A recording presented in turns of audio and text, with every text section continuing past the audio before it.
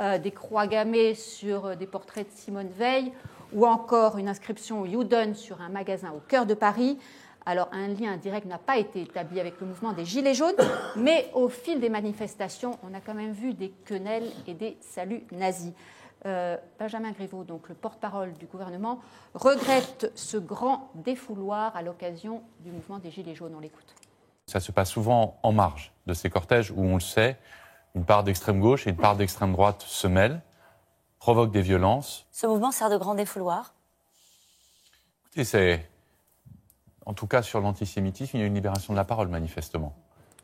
Juliette Funès, vous êtes d'accord avec les propos de Benjamin Griveaux ? Je suis sur la montée de l'antisémitisme, bien sûr, évidemment, mais je ne le relie pas directement au mouvement des Gilets jaunes. Ça me semble faux à plusieurs points de vue. Déjà, l'antisémitisme en France a plusieurs visages. Et encore une fois, on ne nomme pas véritablement le vrai visage de l'antisémitisme aujourd'hui. C'est plus évidemment l'extrême droite catholique, c'est plus le nazisme de l'Europe des années 30, c'est l'islamisme fondamental, les fondamentalistes islamistes qui sont excessivement antisémites. Toutes les études montrent que ces profils-là commettent des actes antisémites. Donc vouloir remettre sur les Gilets jaunes cette explication antisémite me semble encore une fois un alibi. Deuxièmement, vouloir expliquer, justifier la montée de l'antisémitisme, chercher des responsables, des causes explicatives à l'antisémitisme, c'est nier ce qu'est l'antisémitisme, c'est vouloir rationaliser de l'irrationalisable, c'est-à-dire la haine, le mouvement de haine pour la haine. On ne rationalise pas un sentiment, une passion. Donc encore une fois, vouloir expliquer ça, déduire ça du mouvement des Gilets jaunes, c'est vraiment nier ce qu'est l'antisémitisme. Personne d'autre que l'antisémite n'est responsable de son antisémitisme. Et dernière chose, la logique des Gilets jaunes, c'est pourquoi je ne le relie pas. Il y a une concomitance, mais il n'y a pas un lien de cause à effet. Pourquoi ? Parce que la logique des Gilets jaunes au tout début était une logique d'intérêt, vouloir gagner en pouvoir d'achat. C'était une logique rationnelle. Simplement, cette logique des Gilets jaunes a dérivé aussi vers une logique passionnelle qui est la jalousie et la haine de la richesse. Et c'est pour ça, l'ISF, la question de l'ISF le prouve, ça n'apporterait rien économiquement aux individus ou même à la France, simplement en termes de symbole, c'est énorme. Donc on est dans une logique passionnelle et c'est là que les deux se rejoignent et convergent vers une logique de haine de race pour l'un, haine de classe pour l'autre. Olivier Duhamel, d'accord ou pas d'accord avec Juliette Funès ? Partiellement, je pense que c'est indiscutable et tout le monde le sait, qu'il y a une sorte de nouvel antisémitisme depuis des années qui vient de l'islamisme radical, il n'y a absolument aucun doute là-dessus. Mais il y a aussi la persistance, voire la renaissance d'un antisémitisme d'extrême droite. Et ça, c'est le premier bémol, c'est qu'il n'y a pas que celui qui vient de surgir. Oui, enfin, l'extrême gauche, je le mets dans la première catégorie. La deuxième chose, c'est que...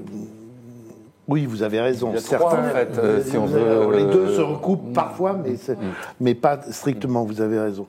Et la deuxième chose, c'est que je pense qu'il y a quand même... il est attesté qu'il y a...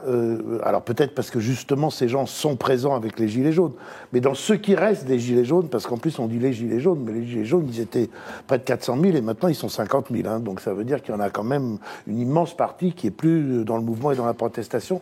Et dans ceux qui restent, il y en a à l'évidence qui ont eu des expressions antisémites. Du coup, je veux juste citer Delphine Lorviller, rabbin libéral ce matin sur Europe 1. Je rêve d'imaginer que ces gens qui manifestent semaine après semaine puissent dire « pas en mon nom ». Et c'est vrai qu'on attend toujours, de la part des différentes figures connues des Gilets jaunes, des condamnations radicales de ce genre de dérive dégueulasse. Je vous donne la parole tout de suite à tous les deux, mais juste pour compléter, on va écouter aussi Alexis Corbière, député de la France Insoumise.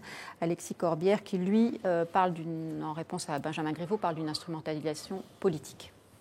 Je peux comprendre l'émotion, mais quand je vois que le porte-parole du gouvernement en profite au passage pour en mettre une petite louche, comme quoi il y aurait un lien entre gilets jaunes et manifestations, je trouve ça hardi. Je ne crois pas que la croix gammée sur la mairie du 11e soit en lien avec la manifestation des gilets jaunes, idem pour le Bagelstein.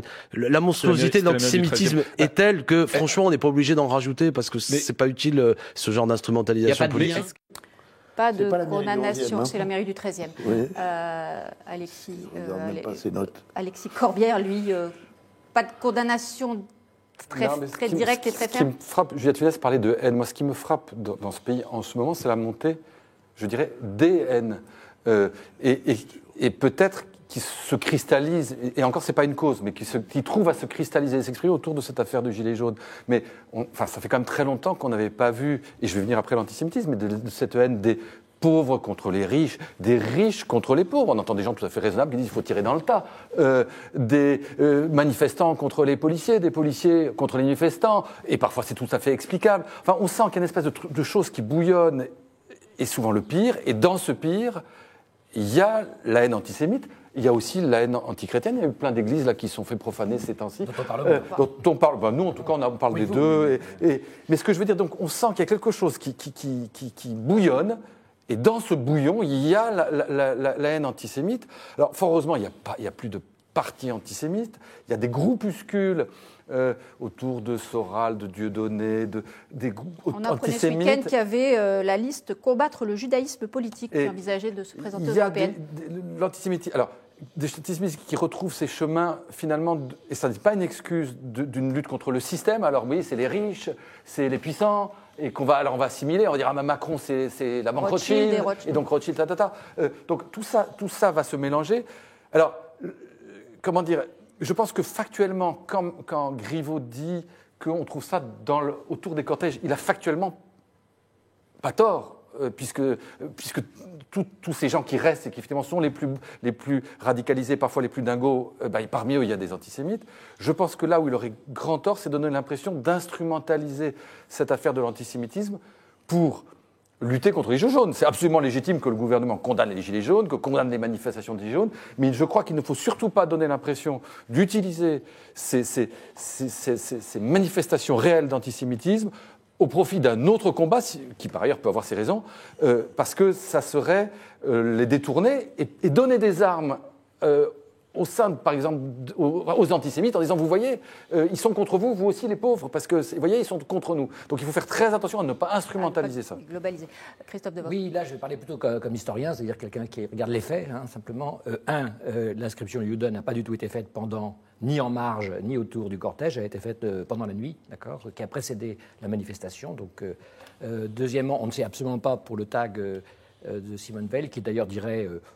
moi, je regarde, ça me frappe toujours cette photo, parce que je l'entends dire nazi au petit pied, je l'entends répondre. Et puis, je dirais que la hausse des actes antisémites ne date pas du tout du mouvement des Gilets jaunes, quand vous regardez les statistiques, c'est quelque chose de bien antérieur. Et enfin, dans la gravité des actes, ni Mohamed Merah, ni Koulibaly n'étaient, à mon avis, des Gilets jaunes. Dans la gravité, vous avez raison, mais j'ai lu, vrai ou faux, de la part du délégué interministériel, qu'il y avait eu dans l'accroissement qu'on a indiqué de 74%, il était particulièrement soutenu les derniers mois de l'année, donc pendant la période Gilets jaunes. Il était particulièrement soutenu, mais vous regardez, c'est une tendance longue quand même, c'est-à-dire même s'il y a eu pendant 2 ans. Et l'acte antisémite, d'une part, qu'est-ce que ça recouvre ? Il y a quand même une différence entre tuer une vieille dame juive et mettre une inscription. Je crois quand même qu'il faut se rappeler de ça. Et jusqu'à présent, et là le préfet Clavreul, qui est aussi un grand expert de ces questions, a montré que tous les actes graves, depuis exactement 20 ans, et comme sur beaucoup de sujets, sont liés essentiellement à ce que disait Juliette Funès, c'est-à-dire l'antisémitisme d'origine islamiste. Tous les actes, et notamment Ilan Halimi, je vous rappelle, n'a pas été... Malheureusement, pas que islamiste au sens d'idéologie islamique, communautaire, au sens de communauté d'origine arabe. Aujourd'hui, les Français juifs qui ont peur pour leurs enfants parce que leurs enfants se font attaquer dans la rue parce qu'ils portent une kippa, il y en a beaucoup, et il y en a de plus en plus, et beaucoup ont quitté les quartiers où vous habitez, c'est parce que la cohabitation avec les communautés d'origine arabe ou musulmane ne se fait pas. Donc c'est malheureusement plus grave que de l'islamisme, c'est presque parfois culturel, et pour les Français juifs, c'est ça aujourd'hui la vraie souffrance, et sans doute la vraie cause de départ, beaucoup plus que les Gilets jaunes, et même que l'islamisme en tant que terrorisme. En tout cas, un phénomène de radicalisation. Mais là, Olivier Duhamel a parfaitement raison. C'est vrai que, et vous avez aussi totalement raison, c'est vrai que je crois que c'est ce contexte général. J'aime pas du tout l'expression de libération de la parole, qui est une expression terrifiante. Désinhibition c'est terrifiant. Ça veut dire que la parole, quand elle est libre, est horrible. Enfin, je veux dire, cette expression, elle demanderait vraiment à être travaillée. On l'entend un peu trop. Ça a d'ailleurs remis le sujet de l'anonymisation aussi sur les réseaux sociaux. Absolument, c'est beaucoup plus ce genre de phénomène. Et là, franchement, je crois qu'on est tous d'accord, alors je crois même pour être d'accord avec Alexis Corbière, Là, il faut faire quand même très attention à l'instrumentalisation politique, ce qu'on appelle en rhétorique, là je reviens à la rhétorique, une entreprise de disqualification. C'est-à-dire que vous allez antisémitisme, c'est fini les Gilets jaunes, quoi. Vous êtes mort. Mais Corbière lui-même fait de l'instrumentalisation sur Griveaux. Hein. Absolument. Quelques réactions sur ce sujet, elles sont nombreuses. D'abord, la réponse à la question qu'on vous posait, elle était ainsi formulée sur Twitter. Des gilets jaunes nourrissent-ils l'antisémitisme? Vous êtes 61% à dire que non. Alors, Coach nous répond antisémitisme à mettre en lien avec la recrudescence des saccages dans les églises chrétiennes. Vous en avez fait allusion tous les deux. Effectivement, et le Figaro, on en parle ce matin. Claude nous dit, c'est évident, l'extrême droite est très présente, notamment dans les manifs sur Lyon, par exemple. Elle était dominante jusqu'à samedi. Et quand l'ultra-gauche arrive, nous assistons à des combats de rue très violents.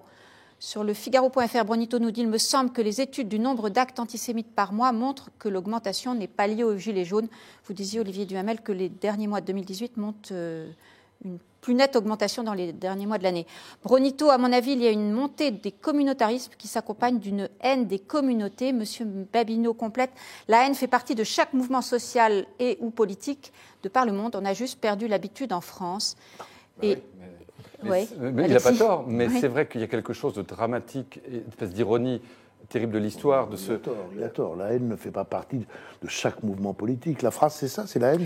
La haine fait partie de chaque mouvement social et ou politique. Mais non, il n'a pas raison.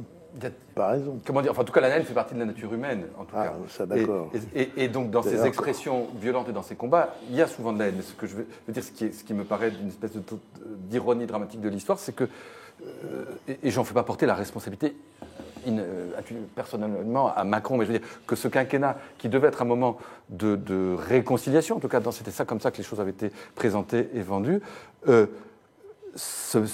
aujourd'hui est le lieu de cette exacerbation des haines. C'est quand même quelque chose de nouveau. C'est qu'avec la montée et les succès croissants des populismes, des démocraties qui étaient relativement paisibles, relativement consensuelles, le débat politique est devenu d'une virulence extrême. Si on compare Salvini avec tous ceux qui étaient au pouvoir avant en Italie, si on compare Trump avec tous les présidents qui l'ont précédé, c'est juste sans commune mesure. C'est vrai, mais ce qui est frappant, je crois que c'est vous, Julien, qui le disiez, c'est que je m'aperçois, quand on regarde les réseaux sociaux, des gens extrêmement bien sous tout rapport, comme on dit, moi je suis étonné, pro ou anti-macronistes par exemple, deviennent totalement gilets jaunes dans leur mode d'expression. Des gens qui, justement, avaient un français parfait, étaient d'une modération totale, maintenant se mettent à insulter. Et ça me paraît être l'air du temps. C'est pas les gilets jaunes, ça c'est l'air du temps. Et ça m'inquiète davantage. C'est-à-dire que même les gens qui sont quand même chargés, justement, un peu comme nous, de ramener les choses à l'analyse, etc., sont rentrés dans le processus un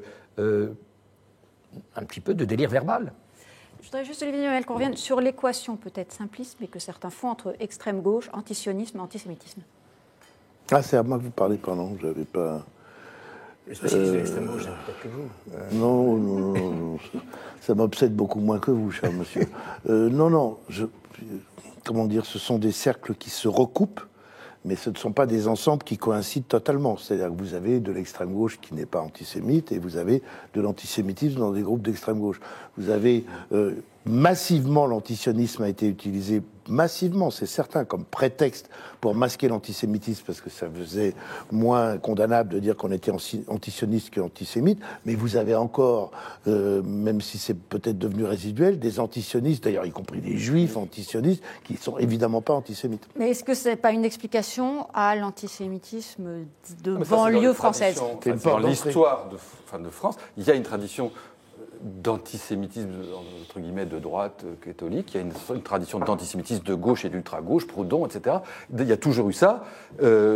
Donc ça traverse toute l'histoire de France. Je pense quand même que, historiquement, et c'est un des grands mérites des temps qu'on vit, c'est que cette tradition-là n'est plus portée par personne de façon ouverte et officielle, à part quelques histoires. Elle n'est plus portée, mais elle était totalement interdite, inaudible, inacceptable. Et donc, pouvait-on penser inexistante pendant les 50 années qui ont suivi la Deuxième Guerre mondiale, et ça, c'est fini. Il y a quelques histrions on parle de Soral ou Dieudonné, etc., mais il n'y a aujourd'hui pas de parti politique, mais que cet antisémitisme-là français reste dans notre fil de notre histoire, oui, Mais pour autant, et je rejoins ce que disaient Julia et Christophe, la réalité de l'antisémitisme, sans nier celui-là, qui est un antisémitisme inscrit dans notre histoire, sans nier celui-là, je crois que la réalité très majoritaire et ultra-majoritaire de l'antisémitisme dont aujourd'hui sont victimes les Français juifs, c'est l'antisémitisme d'origine musulmane. Julia, un dernier mot. Sur le côté, justement, on le disait, je regardais un chiffre, les départs de juifs en Europe qui décident 38% selon l'Agence des droits fondamentaux de l'Union européenne. Dernière étude en date, 38% des personnes en Europe de confession juive ont pensé à quitter leur pays. Ça vous fait réagir ? C'est fou. Ah bah oui, ça me fait réagir, c'est fou. Mais ce qui est très angoissant, et c'est ça qui est terrible, c'est que jamais une logique d'intérêt n'a créé des guerres. Tant qu'on parlait de pouvoir d'achat, tant qu'on parle du prix du pétrole, on ne fait pas des guerres, on ne tue pas, on ne commet pas des actes terribles. Dès qu'on rentre dans une logique passionnelle, donc de haine, c'est là que les pires crimes peuvent être commis, évidemment. Et c'est là que seuls les populismes ou les nationalismes, on a l'impression que seuls ces populismes sont audibles parce qu'ils répondent avec le même langage, avec la même violence. Et c'est pour ça que c'est inquiétant de se dire on est rentré dans une logique de haine, elle s'agrège, toutes les haines raciales, sociales, de classe, de race, tout ce que vous voulez s'agrège. Et donc la réponse, ce sera quoi ? Est-ce que ce ne sera pas nécessairement un populisme ou un extrême ? Dernière réaction sur le sujet de la part de nos internautes. Antimac qui nous dit, je pense que beaucoup de petits imbéciles profitent de la situation pour taguer et faire le buzz. C'est triste. Ils savent qu'ils vont faire la une et ça les grise. Et M. Babineau qui est toujours sur l'idée de haine dans les mouvements sociaux. Il y a toujours eu de la haine. C'est juste qu'avec les réseaux sociaux, on a des amplificateurs.